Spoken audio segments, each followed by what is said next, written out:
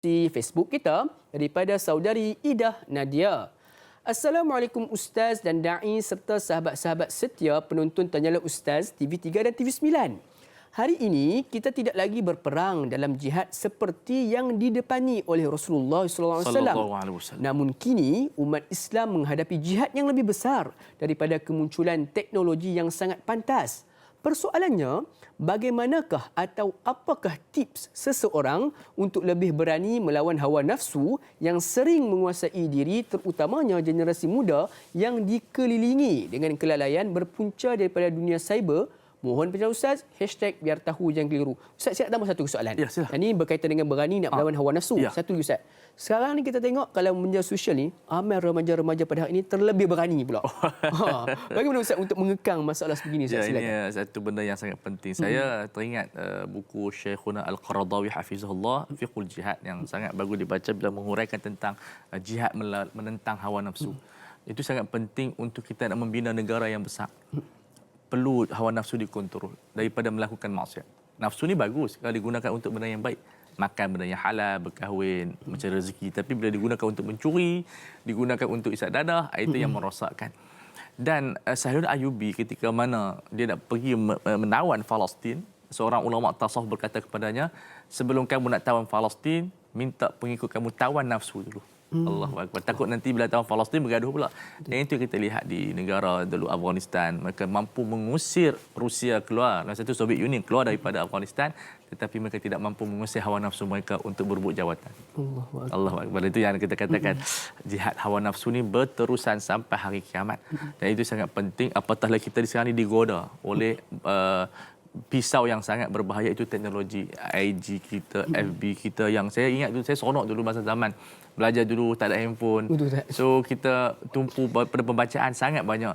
Sekarang ni kita baca buku, tengok sekejap. Jadi saya rasa itu mengganggu kita dan kita tidak produktif. Tapi kita boleh gunakan dengan cara yang baik. Maksudnya susunan waktu, kita letak benda-benda ilmu, perkongsian ilmu, kita rekod benda-benda yang baik. Dan saya bersetuju yang sebagai orang, jangan kita rekod benda-benda yang tidak baik untuk diri kita. Benda-benda yang bila kita mati, kita malu nak tengok. Allahu Akbar. So, kita letakkan di IG kita, di FB kita, untuk kawan nafsu. Itu kita panggil kawanan nafsu. Okey, sampai sekarang ni orang berlumba-lumba buat benda-benda yang orang kata terih-terih. Memalukan diri. Letak ni supaya viewer tu terlampau ramai. Jadi saya rasa, saya tak nak blame orang, tetapi kita menerangkan haqaiq. Nanti kita kena fikir, apa yang kita letak masa hidup, masa mati nanti kita seronok tak? So, kita kena timbang. Kalau kita tak seronok masa mati nanti, kita jangan letak. Kita letak yang benda orang yang akan kenangkan kita dengan doa yang baik-baik. Itu di antara jihad yang perlu kita kontrol, sebab kalau kita tak kontrol, saya rasa takut teknologi yang kita ada tu memusnahkan kita. Mungkin sehari 20 jam kita duduk di situ tanpa kita membaca Al-Quran, tanpa kita membaca buku dan seumpama dengan dia. Yang kedua, perlu kepada undang-undang lah. Maksudnya undang-undang keluarga, ibu bapa buat satu undang-undang, nak tengok pukul berapa dan seumpama dengan dia. Kita bimbang daripada bangun tidur sampai ke tidur dia duduk dengan handphone. Dan itu saya rasa satu benda yang akan menjadikan dia tidak bersosial, dia tidak peduli tetamu datang, dia asyik dengan handphone dia saja. Itu juga adalah satu benda yang sangat menakutkan. Dan yang kedua, berkenaan dengan keberanian. Sebab manusia ni dia suka menonjol. Dia memang hubbul istitla'. Dia suka dia mencuba. Tetapi kadang-kadang bila kita sangat terlebih, kita takut membawa kepada kemudaratan. Satu benda yang kita melampau, kita outspoken di FB, kadang-kadang orang tidak tahu. Mungkin harap kita ni pemalu, tapi kita luah benda-benda yang dalam FB, kita mempunyai watak yang berlainan. Jadi kita minta kepada remaja-remaja, perlu kita menggunakan FB ataupun media sosial untuk kebaikan saja. Untuk kita hanya menyebut kalimah yang baik tanpa kita mencerca atau bergaduh dengan orang. Hentikan peperangan di FB. Barulah kita kurang sikit bergaduh. Ini semua nak bergaduh. Kalau jumpa okey, dalam FB lah nak bergaduh. Ini saya rasa semua orang mesti ambil perhatian, sebab kita di dunia dituntut untuk bersatu, bukan untuk kita bergaduh. InsyaAllah. Wallahu a'lam. InsyaAllah. Jadi hawa nafsu ini adalah satu benda yang perlu kita untuk kuasai, bukan biarkan ianya menguasai kita. Dan ingat seperti mana yang dikatakan oleh yang berbahagia Ustaz, jihad melawan hawa nafsu berkekalan, berpanjangan sehinggalah ke hari kiamat kelak. InsyaAllah. Jadi mudah-mudahan menjawab persoalan tersebut, Ustaz. Ya. Kita balik dengan persoalan berikutnya. Ada lagi, silakan. Ya, daripada WhatsApp kita. Assalamualaikum Ustaz Da'i. Waalaikumsalam warahmatullahi. Saya nak tanya, dalam keadaan kita mendidik anak-anak agar menjadi berani cara Rasulullah, iaitu berani untuk menyatakan kebenaran dan sebagainya. Tapi kadang-kadang dengan didikan keberanian itu menyebabkan anak-anak menjadi lantang. Dan sifat lantang itu menyebabkan anak menjadi seolah-olah kurang ajar pula. Bagi anak-anak, ianya dikatakan berani untuk bersuara.